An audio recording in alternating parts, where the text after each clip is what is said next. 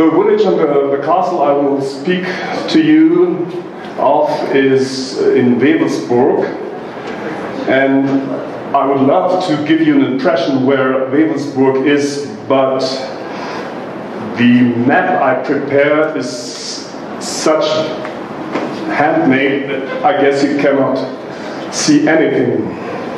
So maybe you can imagine. Here's Hamburg, Berlin, Munich, the Ruhrgebiet with Dortmund. If anybody is interested in football, maybe you know where Dortmund is. And you can see nothing, but Wewelsburg Castle is here, near the city of Paderborn. And the castle I will speak of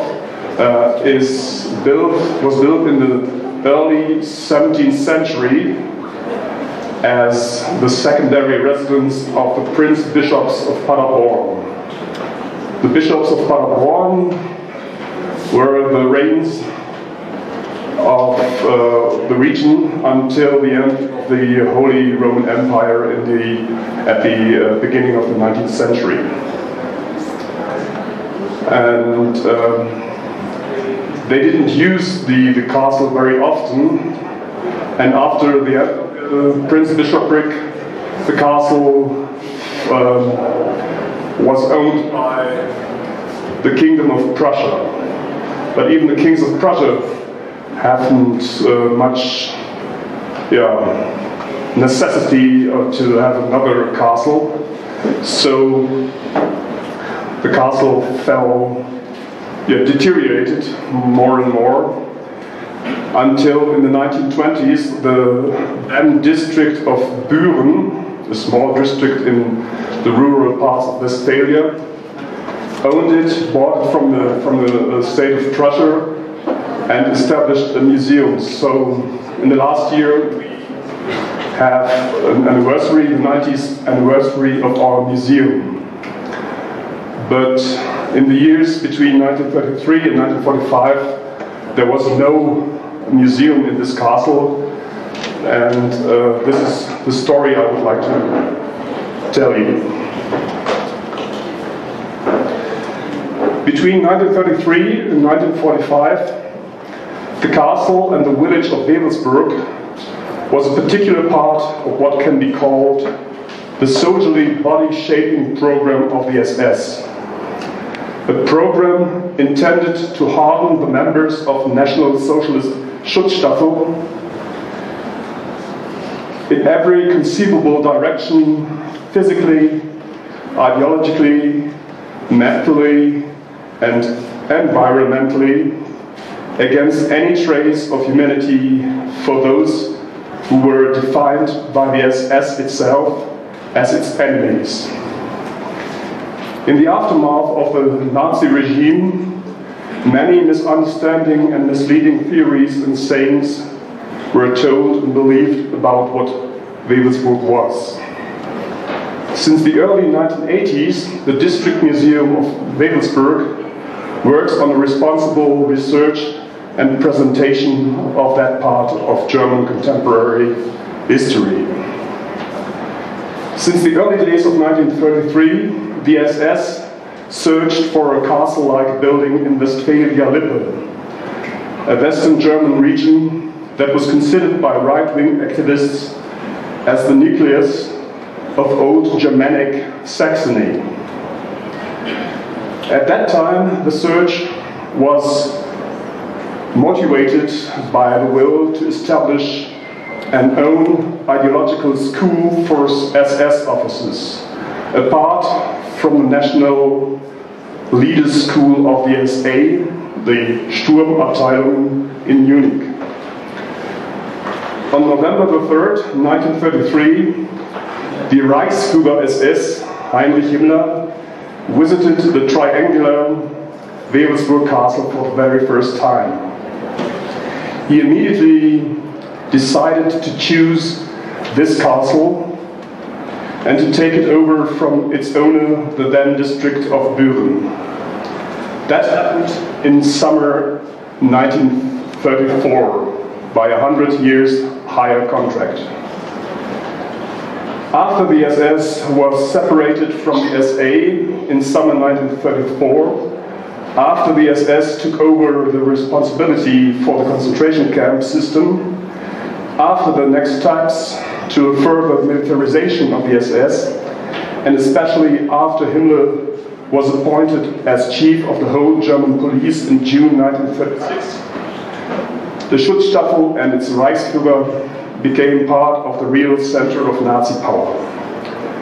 Henceforward, at the latest, in Himmler's mind, Wewelsburg Castle should be used primarily for other purposes, and the title school became a pure camouflage.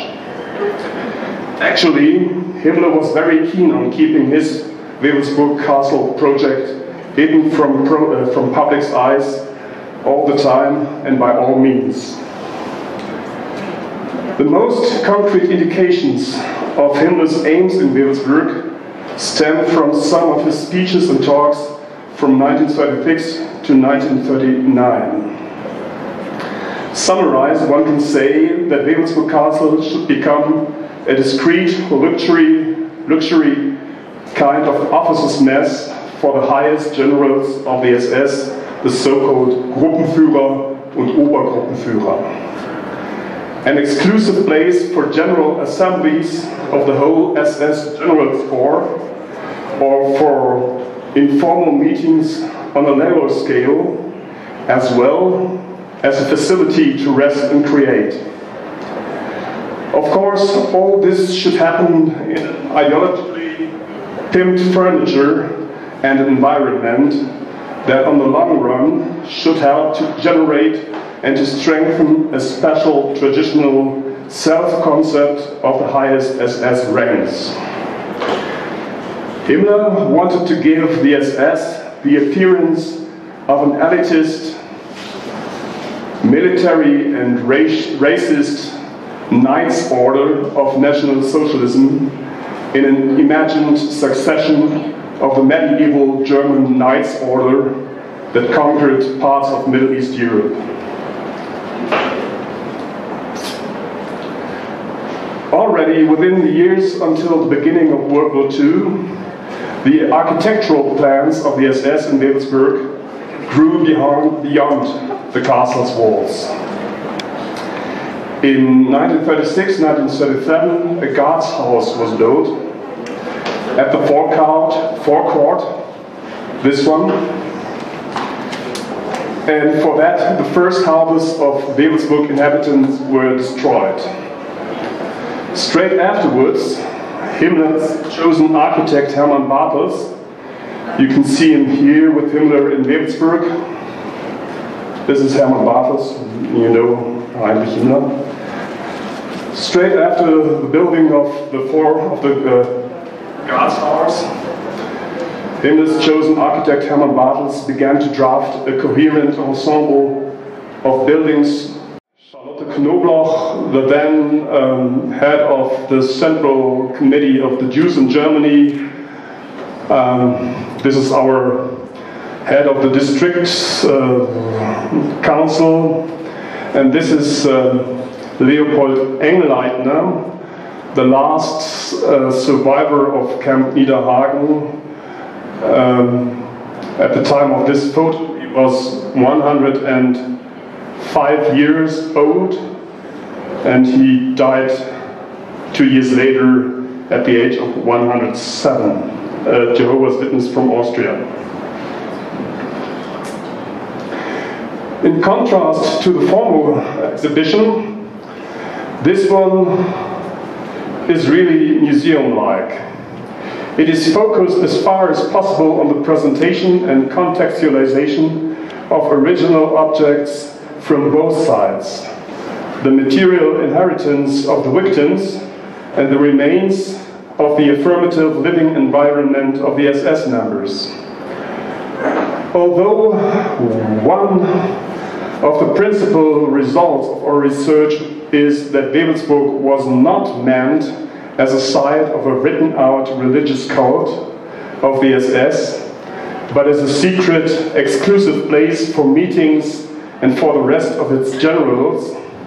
And although we emphasized the change of the view by all means since more than 10 years, the common perception is still widely trapped by the first interpretation. This, of course, made it even more difficult to present original objects of the SS. We were eager to prevent the slightest appearance of affirmative, erratic, or admiring presentation.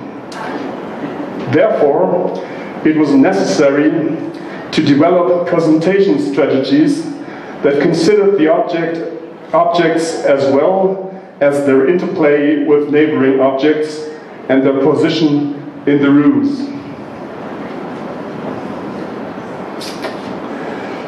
Thus, the main principles of the presentation of the SF things are: first, a storage facility arrangement. The showcases are integrated into plain exhibition display units designed to resemble storeroom cabinets with panels in different shades of white. For example, one of the few recorded intentions of Hitler was to have a shrine at the castle for the death heads rings of the SS bearers who died or were killed in action. We are showing a genuine ring together with a post-war fake without any jewelry accentuation. So if you come to Wewelsburg and you want to see the death head's ring, you have to go in this corner and you can see it on this table.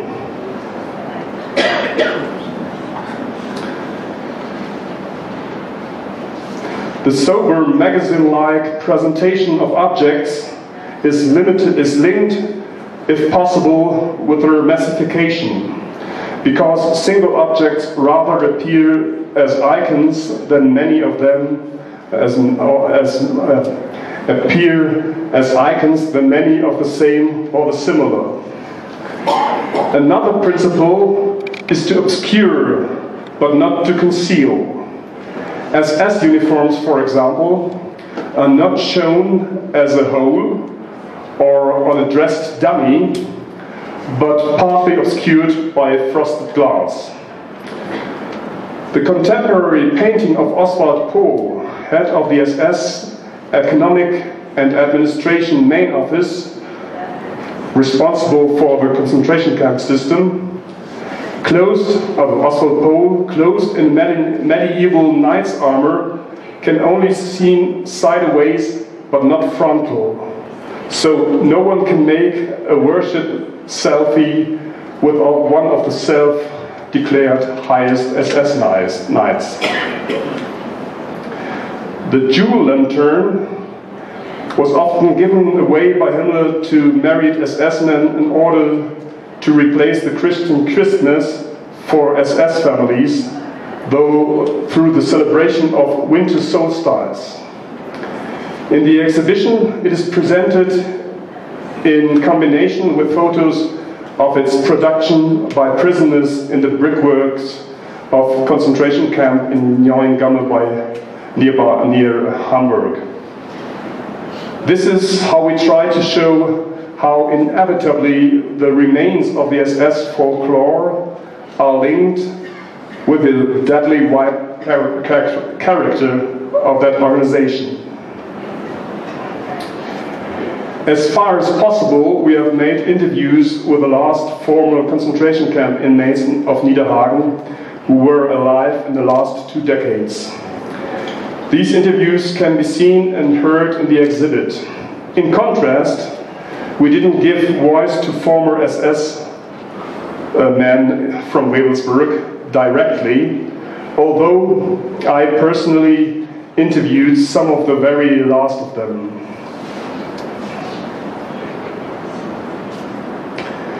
We display a lot of examples for the use of the so-called Black Sun ornament by neo-Nazis, Satanists and mystics, but we put it on a showcase at the ceiling to make it inconvenient to look upon them, or in contrast, to make it easier to ignore them.